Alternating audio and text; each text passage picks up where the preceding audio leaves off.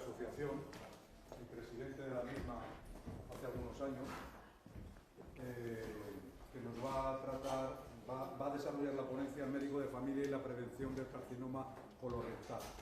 Es Alejandro García de Cubillana.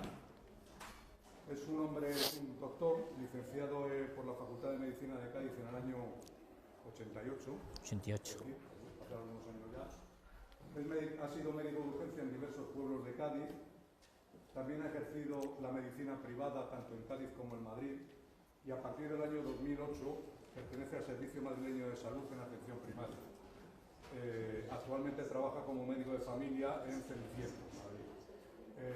La gran ventaja que tiene lo que nos pueda comentar el doctor García de Cubillana es que conoce el cáncer colorectal en las dos posiciones de la mesa, es decir, tanto como doctor como paciente.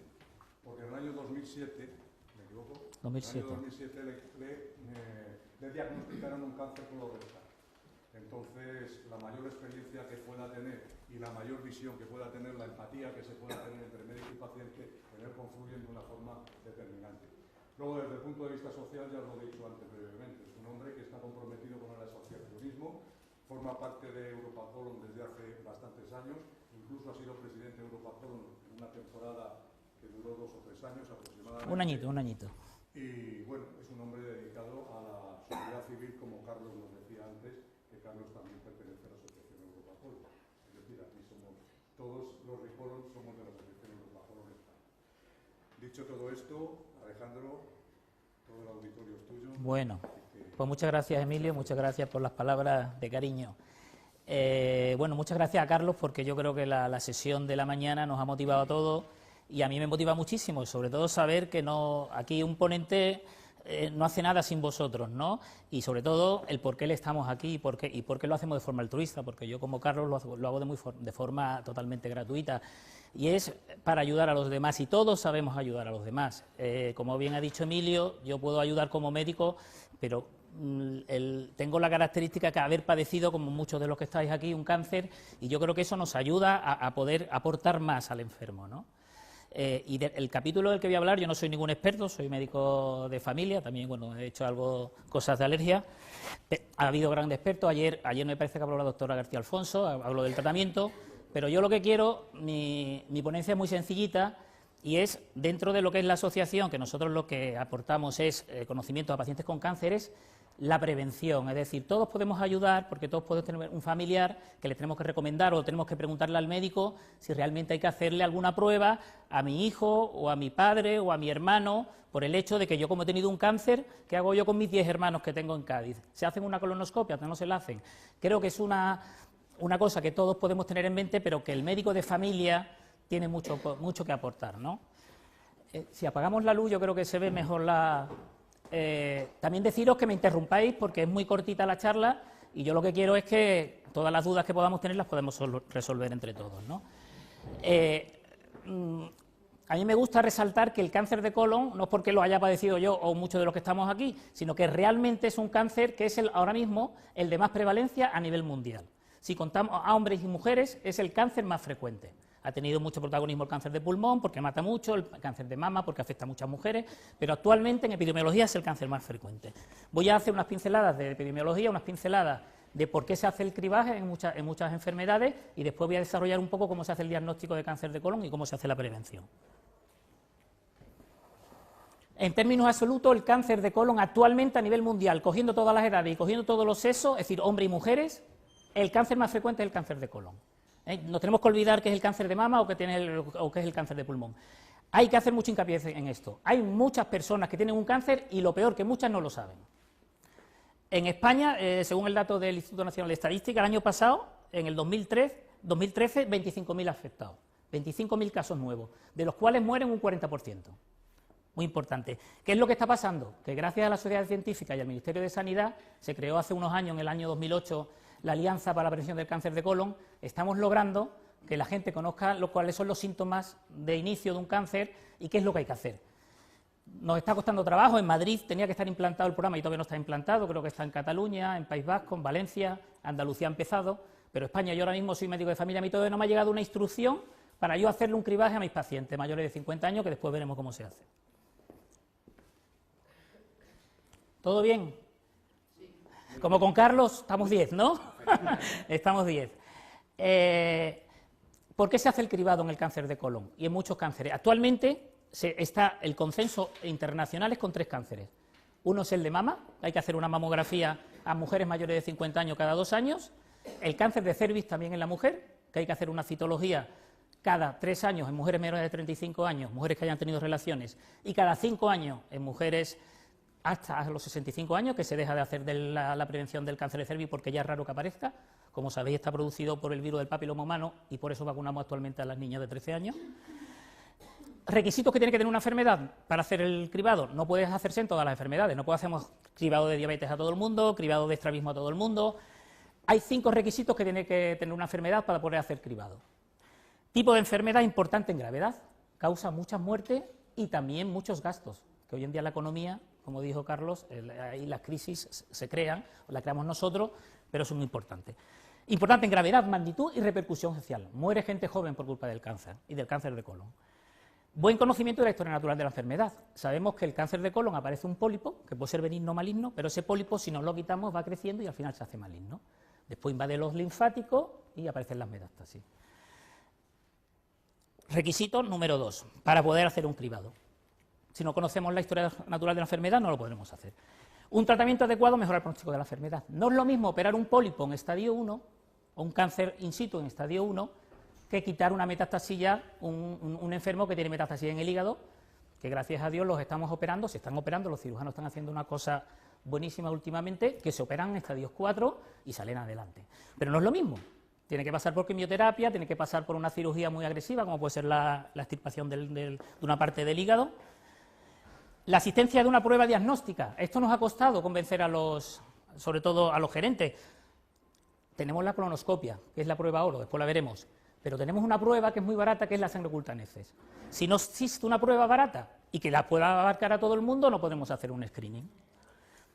Y después pongo aquí que la prueba debe ser rápida, la sangre oculta en heces, que como veremos es la prueba que se hace de inicio, debe ser rápida, segura, fiable, es decir, que tenga una sensibilidad alta, y en lo de bajo costes, eso le importa a los gerentes. A nosotros lo que queremos es curarnos y bueno, ahí lo pongo entre que hay algunas guías que lo ponen como que la prueba tiene que ser de bajo coste, pero hay otras guías, sobre todo las guías científicas, que no lo dicen, porque lo que queremos es estar sano, como todo el mundo.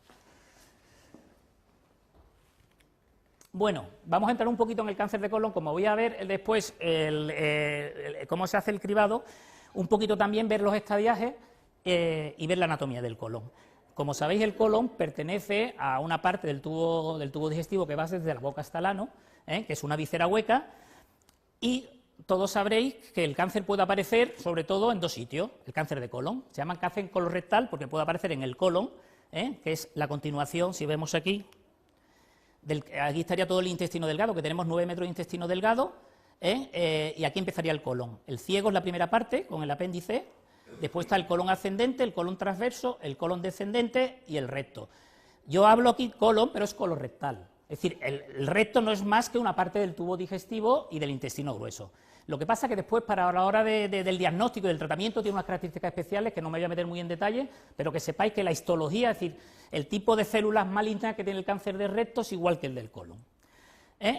Y hay un cáncer que suele aparecer aquí, que es el más frecuente, en el colon derecho, y después, en el colon izquierdo, y después está el cáncer del colon, que tiene unos síntomas diferentes, del colon derecho, que es diferente. Después veremos que son los cánceres, sobre todo los cánceres hereditarios. Y después, también para ver el estadiaje, tenemos que saber que es una víscera hueca, que el pólipo suele aparecer en la mucosa, que es la capa más profunda dentro de lo que si yo abro transversalmente el colon. Después tenemos una capa muscular, y después tenemos una capa serosa. Dependiendo que el pólipo invade una capa u otra, lo podemos estadiar en un estadio T1, T2, T3, y después veremos lo de los ganglios. El intestino grueso, el colon es intestino grueso. El intestino delgado es una víscera que tiene menos probabilidad de cancerar que el colon. ¿Por qué? Porque en el intestino grueso donde se absorben todos los residuos, donde las heces se secan, y es donde se absorben más tóxicos. También voy a hablar de los factores de riesgo, que también me parece interesante. Como hemos dicho, dos tipos de cánceres a nivel global. Uno que aparece en el colon izquierdo, que es un cáncer el que aparece sobre todo a nivel de las personas más mayores, y es un cáncer infiltrante que muchas veces lo que hace es obstruir el colon, y es el típico cáncer que llega con un abdomen agudo a las salas de urgencia de los hospitales y llega obstruido. Y cuando hacemos cuando hacemos un TAC, pues vemos que está totalmente obstruido y cáncer ya muy avanzado. No dan la cara hasta que no hayan obstruido el colon. Y esto se llama el cáncer infiltrante, que suele aparecer, el esporádico, en el colon izquierdo. Y después tenemos el cáncer polipoideo, que es el que podemos prevenir con la colonoscopia para que no se haga cáncer, que es el pólipo que sale, excrescente que sale hacia adentro, ¿vale? Y es típico de los cánceres hereditarios. Después veremos de un síndrome que se llama el síndrome de Lynch.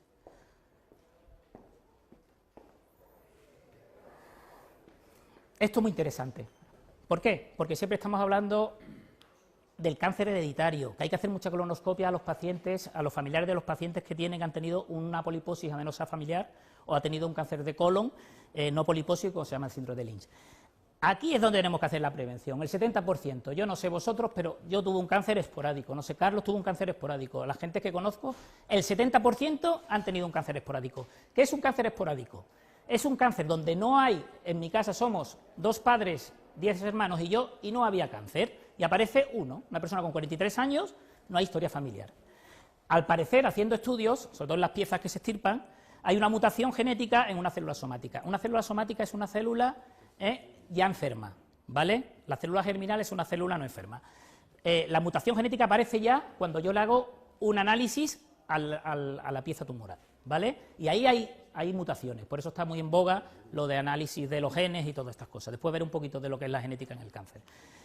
El cáncer familiar, hay una historia familiar, es decir, mi hermano ha tenido cáncer, pero no se sabe qué alteración tiene, con lo que no podemos hacer mucho en este tipo de cáncer. Y después está el cáncer hereditario, que esto lo conoceréis, la poliposis adenosa familiar, son personas que ya con 5 o 6 años tienen pólipos, y que lo que hay que hacer, la mayoría de las veces, es quitar el colon entero, porque esos pólipos degeneran en un 90% de los casos.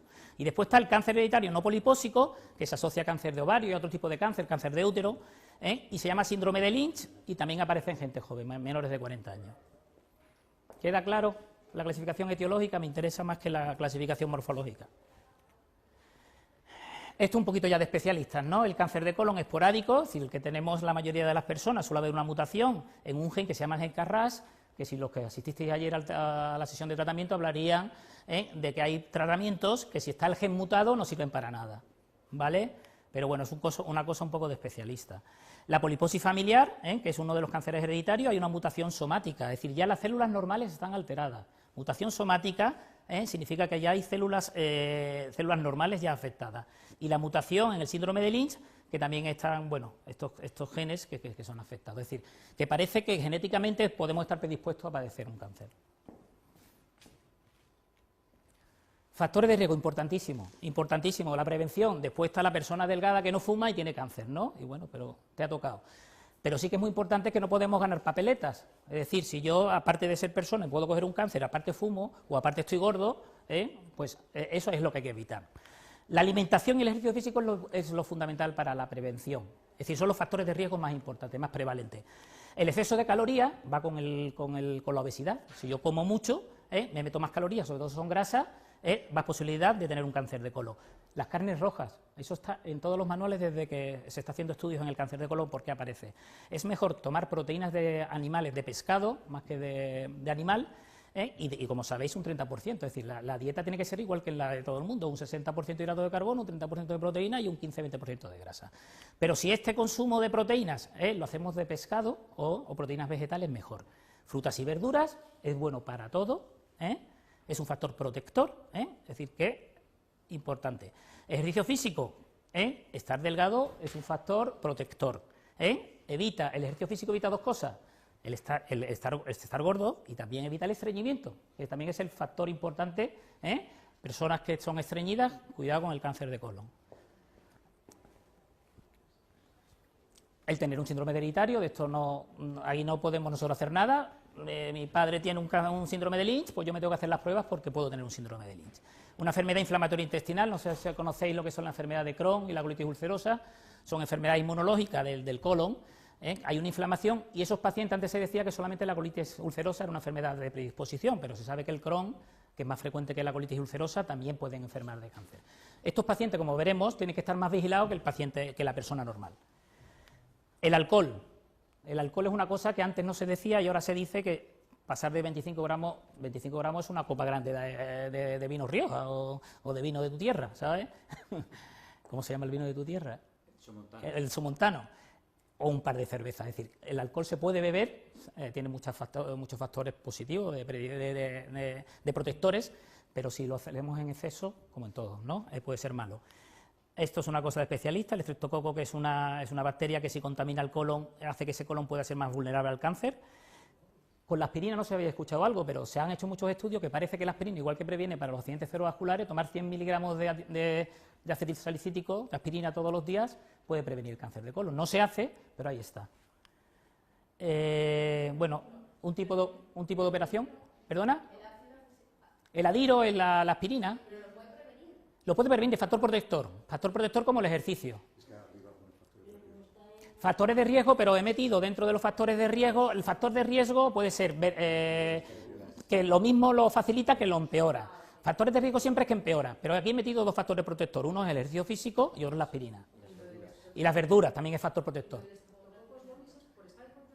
No, el Streptococcus bovis viene de la vaca, pero no tiene nada que ver con estar en ganado. Yo ahí no me preguntes mucho porque realmente no, el Streptococcus bovis no sé de dónde viene. No sé, igual que el ébola parece que viene del simio, el Streptococcus bovis no sé por qué persona. No sé, el Streptococcus bovis no sé cómo llega a tener una persona, cómo puede estar contagiada de este bicho.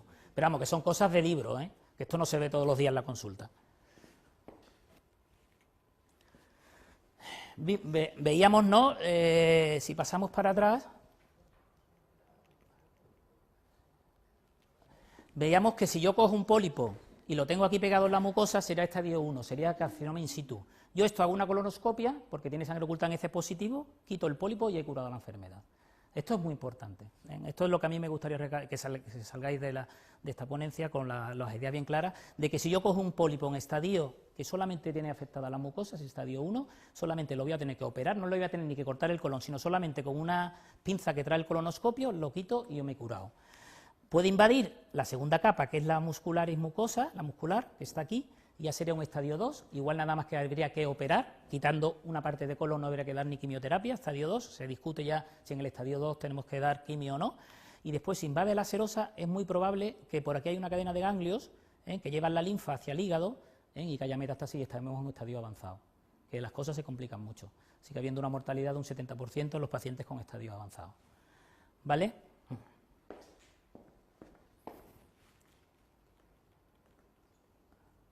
¿Vale? El estadio 1, si hay médicos ahí entendidos, estaba en la clasificación TNM, que es la clásica que utilizan los americanos en todos los tumores, y la clasificación de Duke, que es la que se empleó en principio en cáncer de colon, estadio A, B, C y D, pero bueno, en colon se resume todo en estadio 1, son tumores que normalmente están en mucosa o en muscularis, serían estadios A o B antiguos de Duke. El estadio 2, que se extiende a serosa, pero sin afectación de ganglios, sería un T1, un T2 con N0 y M0. Estaría el estadio 3, donde ya, independientemente del tamaño, como llega hasta la serosa, hay invasión de ganglios linfáticos y hay que tener mucho cuidado porque hay que testar a los enfermos que no tengan metástasis en estadio 3. Y ya el estadio 4, el estadio de metástasis. Aquí podemos hacer diferencia entre el cáncer de recto y el cáncer de colon. El cáncer de colon hay muchos ganglios linfáticos y normalmente las metástasis van vía linfática hacia el hígado. En el cáncer de recto es un cáncer que se opera y suele quedar bien, o que tiene que hacer normalmente una derivación con un ano contra natura. En el estadio 3 estaría en la capa muscular o en la serosa. No, serosa. Estadio 3, serosa, porque si no está invadida la serosa no puede invadir los linfáticos. Los linfáticos están por encima de la serosa. Y el estadio 4, lo que estaba diciendo del cáncer de colon, es que el recto metastatiza vía hematógena. Si sabéis un poquito, las células una vez en el tumor pueden irse por vía linfática hacia otros órganos o por vía hematógena o por los capilares. El cáncer de recto, el recto es un órgano muy vascularizado. Entonces, las células escapan a nivel sanguíneo y van al pulmón. Es decir, si veis metástasis de pulmón en cáncer de colon, suelen ser porque hay invasión de recto. Y después tiene otra particularidad, que el recto es un órgano que está quieto, está muy anclado a la pelvis, el colon se mueve, entonces el recto responde muy bien a los rayos, a la radioterapia, y el colon responde mal. Si yo quiero irradiar al colon, el colon se está moviendo y al final me voy a quemar el intestino delgado, el páncreas. Si el colon no se suele irradiar, los que habéis tenido cáncer de colon, es raro que hayan dado radioterapia. Solamente se da radioterapia o para una metástasis o cuando hay recto, porque el recto responde muy bien porque como está quieto, lo puedo quemar.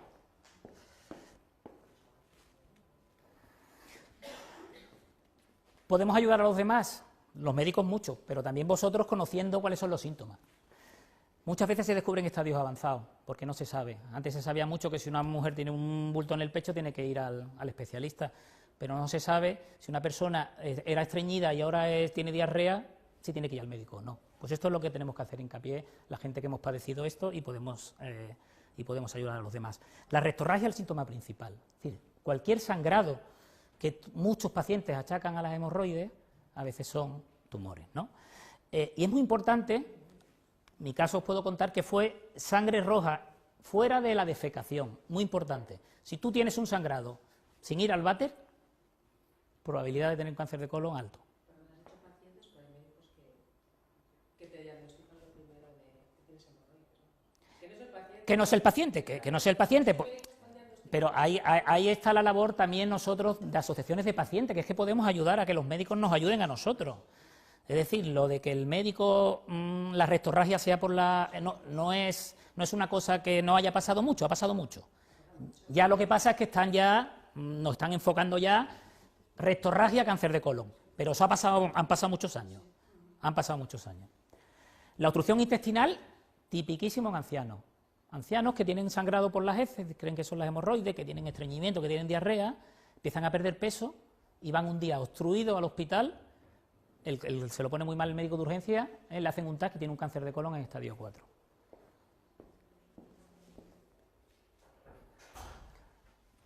Diarrea, estreñimiento. Yo soy una persona normal y de pronto empiezo a tener estreñimiento, puedo tener un tumor que me está obstruyendo el colon. No es un criterio unánime que se sangre e inmediatamente se diga que se tiene que hacer una colonoscopia.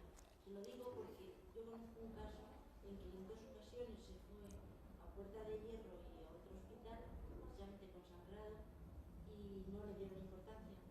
Vamos a ver, te lo puedo decir porque trabajo en primaria y sé lo que hacemos.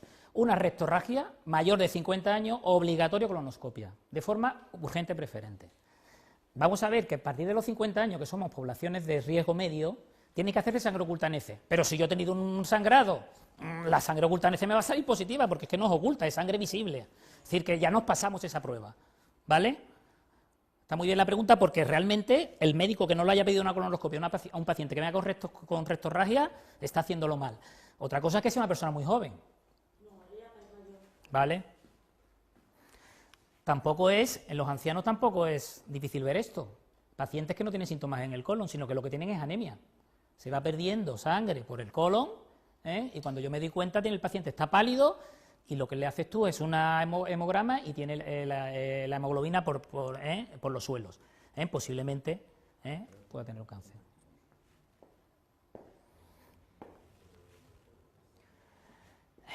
Lo que hablaba, todas las personas mayores de 50 años, por tener una edad de 50 años, son poblaciones de riesgo medio. Mayores de 50 años, sin que mi padre, ni mi madre, ni mi hermano haya tenido cáncer, yo soy una población de riesgo, tengo 50 años. ¿Vale? Personas de bajo riesgo, aquí está la pregunta, que si una persona de bajo riesgo, que una persona menor de 50 años, sana, que viene con un sangrado digestivo, le hago una colonoscopia o no. Yo, por mi experiencia, se la hago. Tenga 20 años, tenga 30, tenga 40, le hago una colonoscopia. Además, tenemos la posibilidad, gracias a que el sistema va cambiando, de que los médicos de familia tenemos hoy bastante poder y podemos pedir pruebas diagnósticas. No podemos pedir TAC, que es una pena que no podamos pedir TAC, pero sí podemos pedir directamente, yo puedo pedirle al hospital una prueba para mi paciente, sin tener que justificar nada. Y personas de riesgo alto son personas, familiares vuestros que por vosotros haber tenido un cáncer, ellos son personas de riesgo, porque tienen un familiar directo, hermanos o padres, afectos. Tanto cáncer hereditario como cáncer esporádico.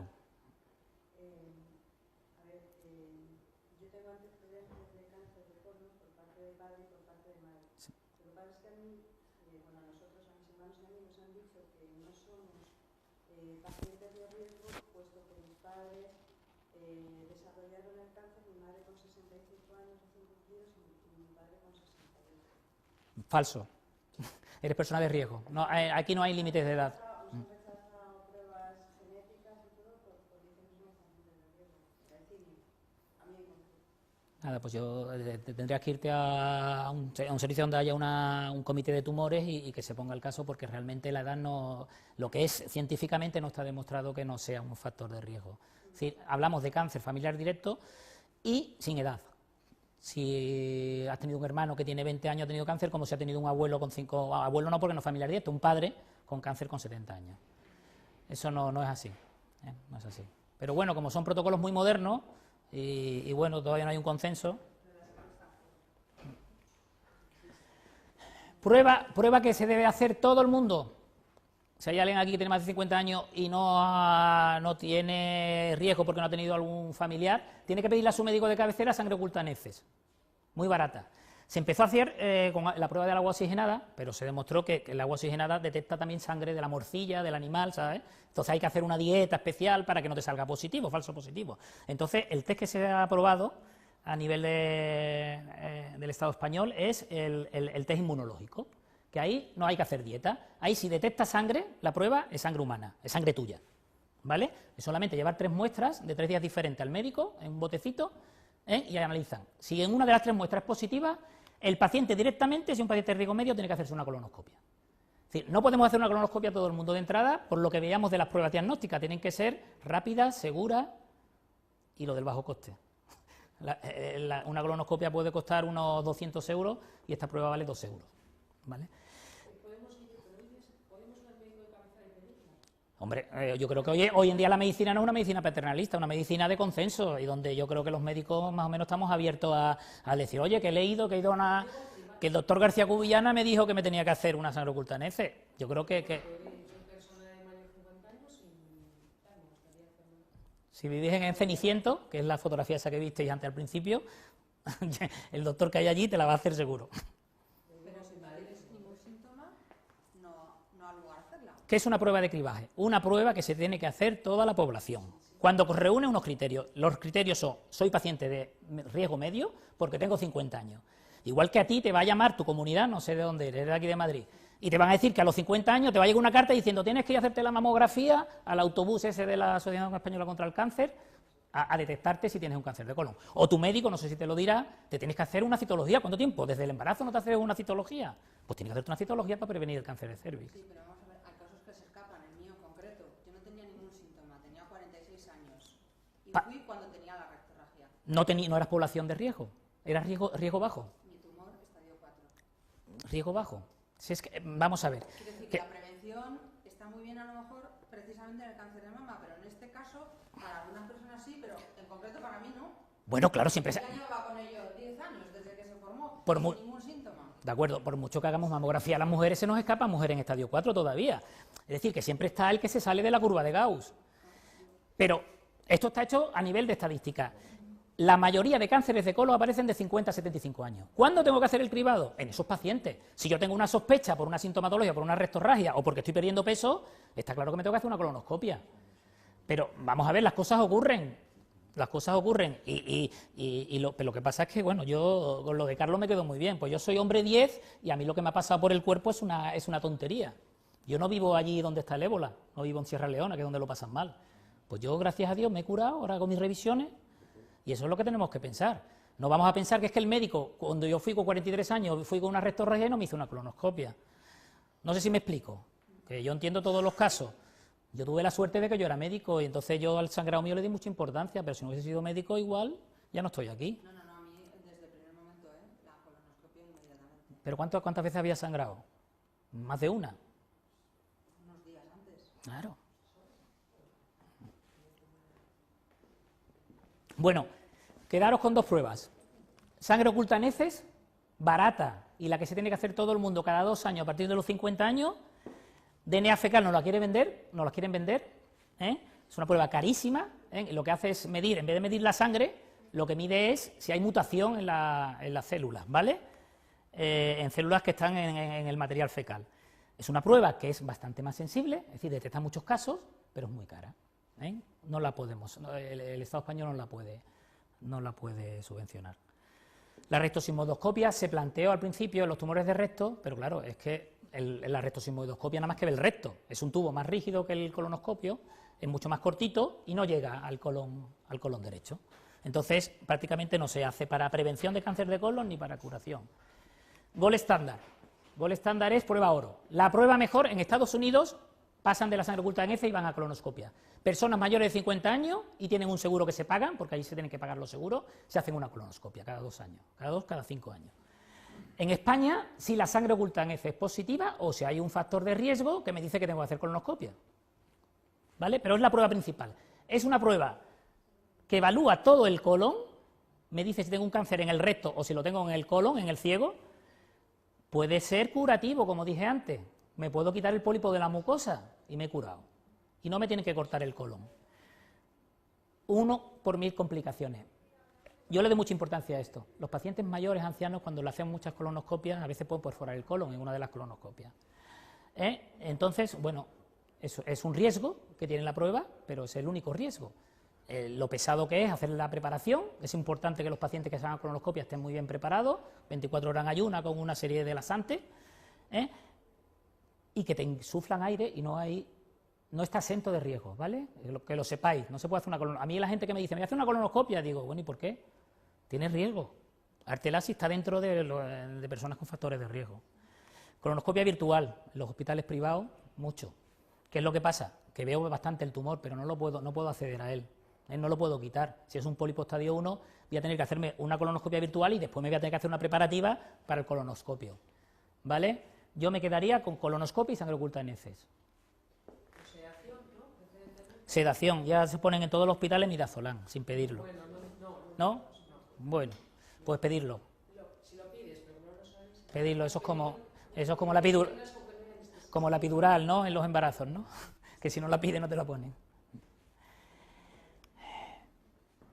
Ya de esto hemos hablado. Riesgo medio. Personas de 50 años, por el mero hecho de tener 50 años, sangre oculta en heces cada 2 años, hasta los 75 años. Colonoscopia solo si la prueba es positiva o, como hemos comentado los casos vuestros, que he tenido un sangrado con 40 años y yo quiero hacerme una colonoscopia porque puede que tenga un cáncer. ¿Vale? Pero estos son los pasos. Y hay que ser científico y hay que hacerlo así.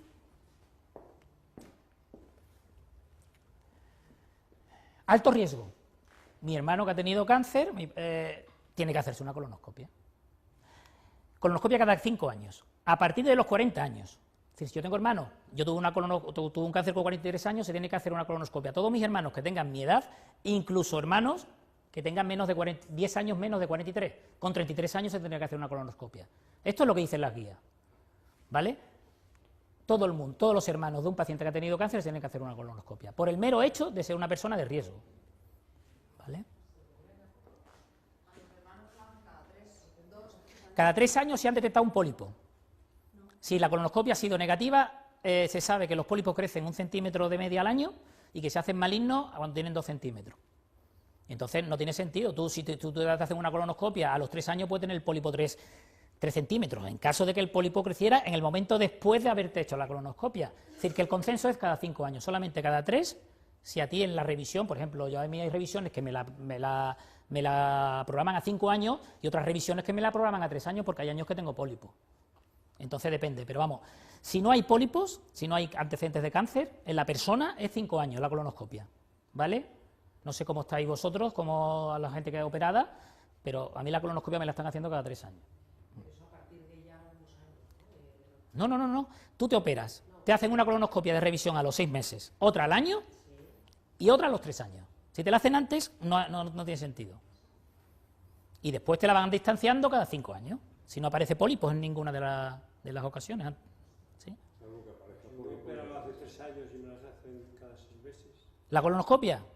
Pues nada, ¿qué hospital? ¿Un hospital público, hospital privado? Y cada 6 meses te hace. ¿Tendrás tendencia a tener pólipos? Sí, cada vez que me la hago me... Tienen pólipos. Lo que tienden ahora los cirujanos y los especialistas en oncología es quitar el colon. Los pacientes que cada vez que se hacen una colonoscopia tienen pólipos, para evitar que uno de esos pólipos se hagan grandes y hagan estadios 4, es hacer una colectomía, que es lo que se hace en los pacientes con poliposis. Quitar el colon entero, no pasa nada. Se queda el recto. No, nada. Las heces salen más líquidas porque no se desecan, pero se puede vivir sin colon. ¿Vale? Se puede vivir sin colon. Yo conozco pacientes que viven sin colon. ¿Perdona? A mí me operan de recto, cáncer de recto. Bueno, es que el cáncer gástrico tiene unas peculiaridades diferentes al cáncer de colon. De recto. Pues es lo mismo. El cáncer de recto y el cáncer de colon a nivel de vigilancia posterior a los tratamientos es el mismo. Lo único que si tú te han quitado el colon entero y solamente, bueno, en este caso al revés, te han quitado el recto y te han dejado el colon. Sí. Hay pocos casos de eso, pero bueno, no lo conozco muy bien. Pero el hecho de que me hagan cada 6 meses es porque salen pólipos, ¿no? Sí, pero que habría que tomar otra decisión, porque hacerse una colonoscopia cada 6 meses significa someter a microtraumas al colon muchos años, porque eres joven. Entonces, una colonoscopia cada 6 meses es mucha tela. Por lo menos es lo que yo pienso, ¿no? Que la colonoscopia nos cuesta trabajo, a mí me cuesta trabajo la preparación. Y siempre te echan la bronca que no vas limpio. Tengo que hacer siempre, o sea, hasta me muera. Que ya no es a 5 años, sino que siempre. El paciente con cáncer de colon superviviente hay que hacerse una analítica, ver que no hay una anemia, un TAC cada 5 años y la colonoscopia. Y no hay que hacer más cosas. A lo mejor el TAC y la analítica hacerla anual, eso sí, eso está en los protocolos. Pero la colonoscopia es una prueba cruenta, un 1 de 1000 se perfora, ¿vale? La perforación puede significar la muerte. ¿Siempre hacer la colonoscopia cuando ya has pasado a cirugías tal? ¿Es del oncólogo o el cirujano? Uno de los dos. Bueno, es que porque por ejemplo a mí me sigue siguiendo el cirujano, no me sigue el oncólogo. Yo creo que el oncólogo te sigue cuando tú has tenido una recidiva, cuando has tenido un segundo cáncer, pero si no el que te sigue es el que te ha operado. Por lo menos en Puerta de Hierro es así. A mí me sigue el que me operó. Pero no es así, no. Te sigue el oncólogo. Yo creo que estas son características de los servicios. De todas maneras, da igual, porque todos nos movemos. Yo no soy oncólogo y yo sé exactamente lo que hay que hacer. Es decir, que a mí me da igual que la analítica me la pida el oncólogo que me la pida el cirujano.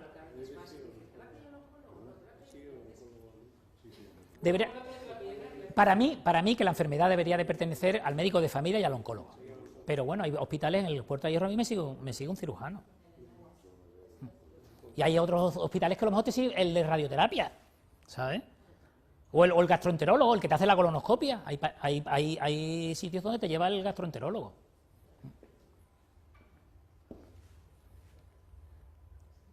Bueno, no sé si hay alguien aquí en la sala que haya tenido un familiar con poliposis. Ya digo, muy desgraciados porque es que hay que quitarle el colon de pequeño. Cada 2 años a partir de los 13 años. Si he tenido un hermano que haya tenido esto, yo me tendría que hacer una colonoscopia cada 2 años a partir de los 13 años.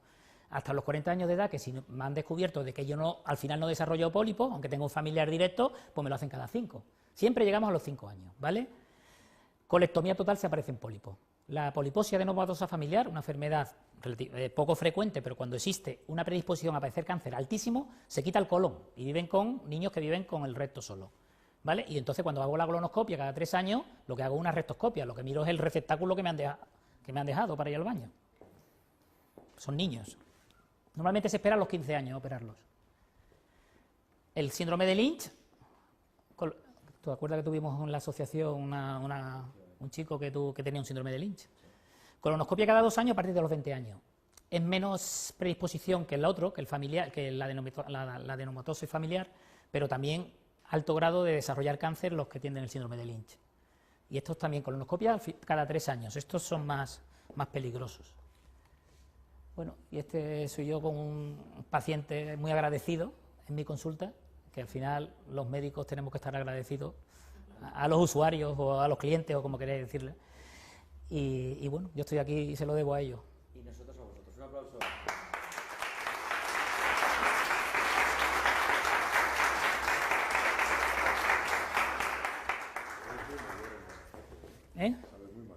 ¿Salgo mayor? Bueno, si soy mayor, tengo 50. Dime.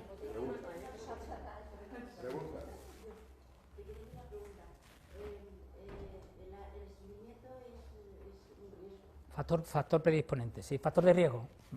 Entonces te pregunto, si en alguna persona extendida toman bastantes laxantes, Sí, pues en principio pues limpias el colon, ¿no? sí. ¿Tiene contraindicaciones de usar muchos laxantes? Nah, vamos a ver, es mejor no estar estreñido a tomar laxante.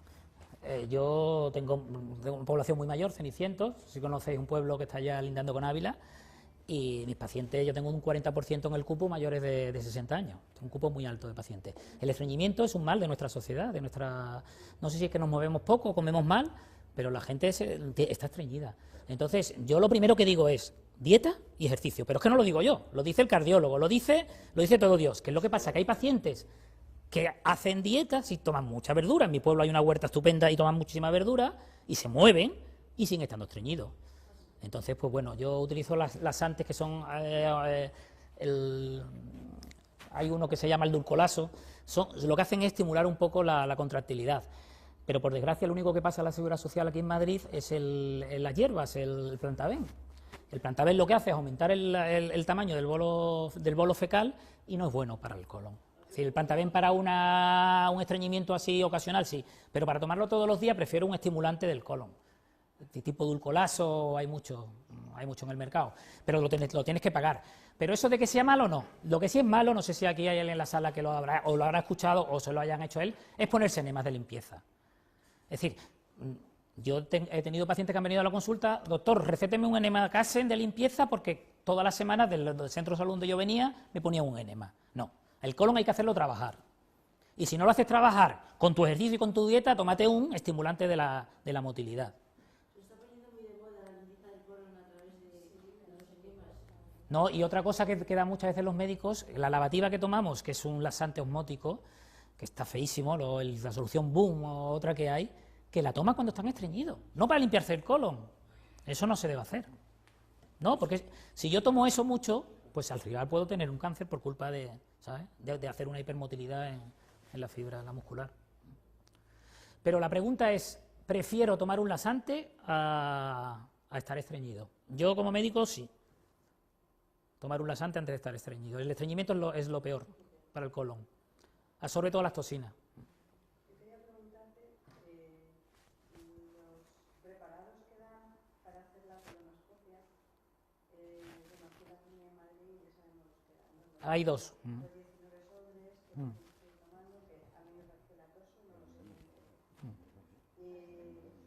19, Hay 16, está la solución Boom tiene 16 sobres, que yo lo suelo dar en 8 y 8, y después está la fosfosoda, que son dos tarritos, está asqueroso, está súper salado, y después ha salido uno que se compra a la gente, que es igual que la fosfosoda, son 2 botes, pero no está salado.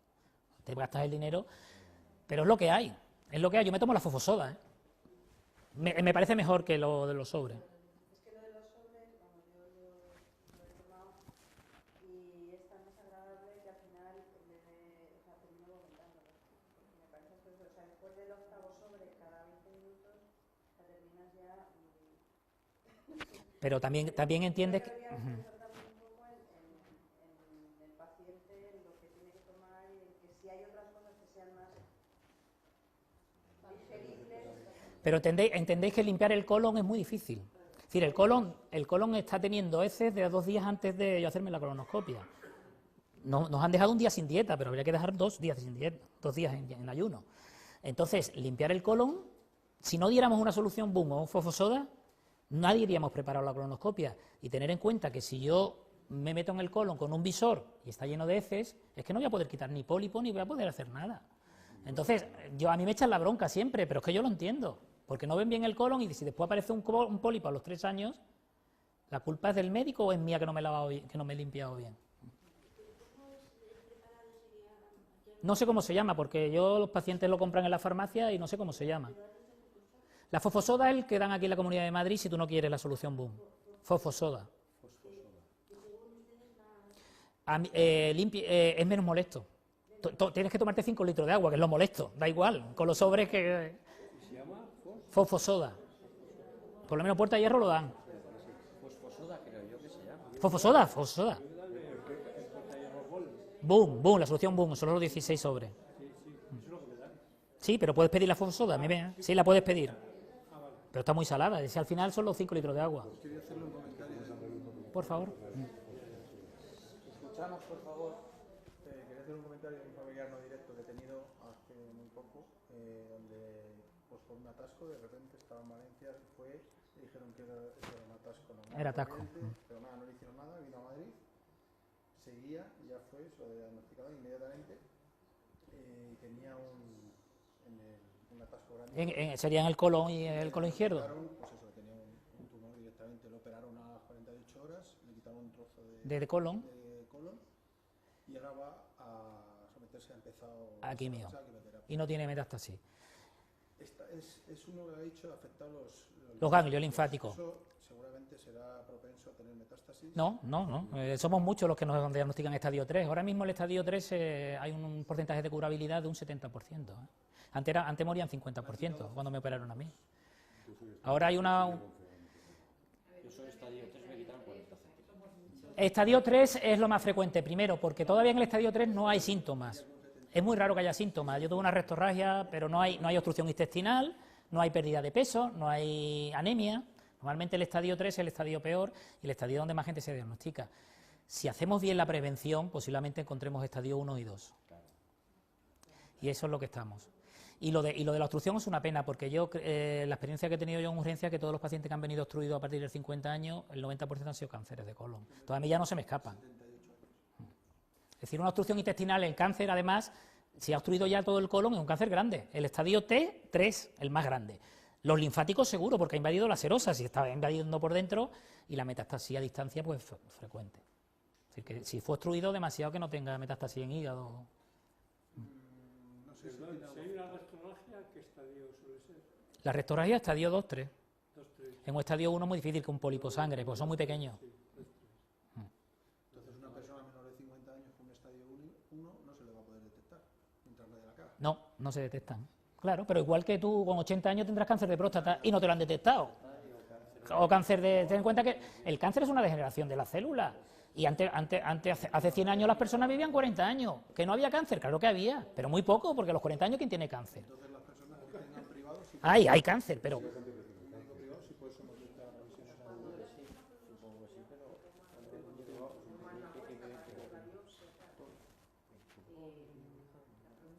Eso, con el cabo de los años, a ver, es Emilia, pero se guarda, tú puedes recurrir a esa biopsia, porque claro... Eso se queda guardado. Te lo digo, te lo pregunto, porque por ejemplo, en el caso de Emilia,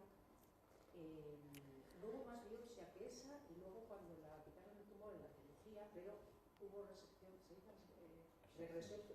Regresión tumoral, sí. La radioterapia. Con lo cual ahí no hay una biopsia tal, entonces, no, piensas en que si en un momento, como fuera una fase terminal, Yo no lo sé cómo está. Sí. ¿a dónde recurre para la biopsia? Normalmente la pieza tumoral se guarda, no sé cuánto tiempo, igual que las historias clínicas tienen a nivel legal son 5 años para guardarlas, después tú a los 5 años las puedes destruir. Las piezas de anatomía patológica que se tienen en los hospitales o en los bancos de tejido, no sé qué tiempo están obligados a mantenerlas, pero yo sé que en cáncer de colon se está manteniendo muchos años. Muchos años. Entonces tú siempre puedes recurrir, incluso si te cambias de hospital, puedes pedir la pieza anatómica. Y es lo ideal, estudiar el cáncer en la pieza virgen de tratamientos. Una vez que se le ha dado quimioterapia o radioterapia, ya ahí no vas a encontrar el gen alterado. La biopsia de la colonoscopia primera.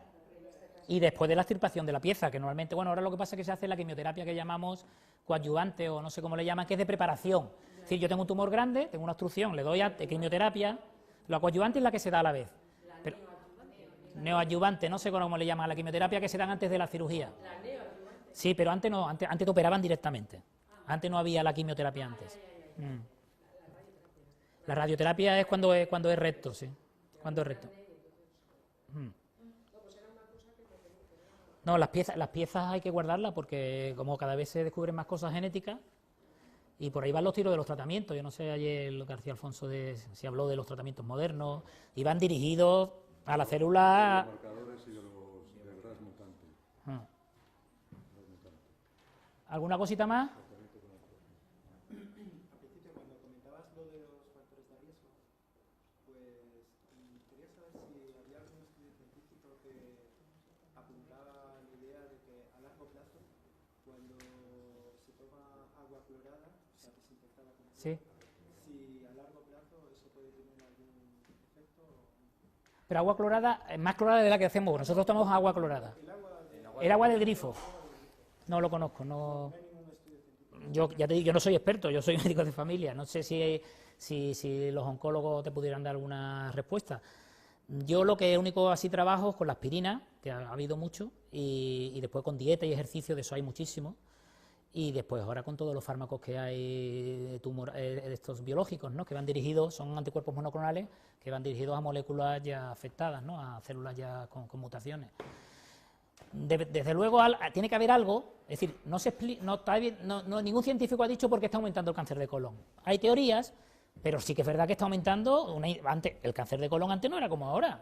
Antes el cáncer de colon se hablaba, bueno, mi abuelo tuvo cáncer de colon, pero era una cosa rara. Pero es que yo estoy viendo en mi consulta, tengo una chiquita ahora con 38 años que se me va a morir. Entonces, es que es duro.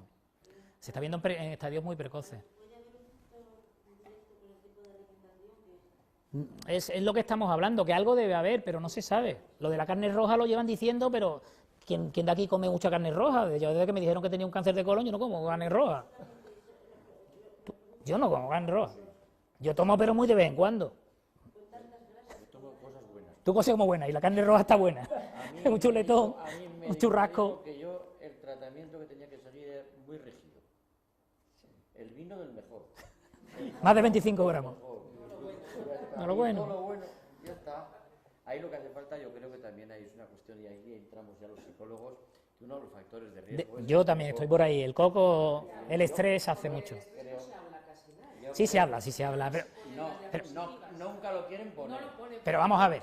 Nunca me lo quieren poner porque lo llevo intentando en todos los congresos. La alimentación, la vida sedentaria, pero Tenemos una sociedad occidental que tiene el agua clorada, que come carne roja, pero que estamos pasados de arriba. Entonces, ¿qué es lo que pasa? Primero, vivimos más y más estresados. Hacemos poco ejercicio, hacemos comidas rápidas y estamos siempre muy inquietos. Sin embargo, en las sociedades que las que venimos, primero vivían mucho menos, porque con 50 años ya eran viejos, hace 50 años eran muy viejos con 50 años, y es eso. Entonces yo creo que es un poco ahí, no sé, pues vivir a gusto, vivir con moderación, con mucho ejercicio, es lo que nos falta, sobre todo mucho ejercicio, y la cara pues sonriendo a los demás, perdón, no con mala baba. En relación con lo que dice el señor, yo creo que hay una cuestión muy directa, porque yo conozco una persona que llevamos 20 años esperando que se muera, y cada vez que le ves o cada vez que estás con él es más positivo, más simpático, Pues más exacto. contento. Sí. Hay estudios, tú lo sabrás, hay estudios de personas que cuando le diagnostican el cáncer se deprimen y personas que no, y se ha comprobado, eso está muy comprobado, que los que no se deprimen viven más. Eso está totalmente comprobado. Llevamos 20 años diciendo que Carlos se muere, y cada vez que lo ves o estás con él es una espectacular. Ahora, el caballo de batalla es que tú eres el médico y te dice al paciente, le dice, oye, que tienes un cáncer, tienes que dejar de comer carne roja, tienes que hacer footing todos los días, ¿vale? Y decirle, usted no se estrese. Y dice, bueno, divorciada, mi hijo no sé cuánto, fracaso, no sé qué, el niño hiperactivo, la crisis, mi marido se ha quedado sin trabajo. Entonces, es un caballo de batalla para los profesionales decir que no tengas estrés. Pero sí que habría que empezar por ahí. Bueno, un aplauso, ¿no? Te la contesto ahora si quiere personalmente. Sí, ahora. Nada. Oye, dime. No, simplemente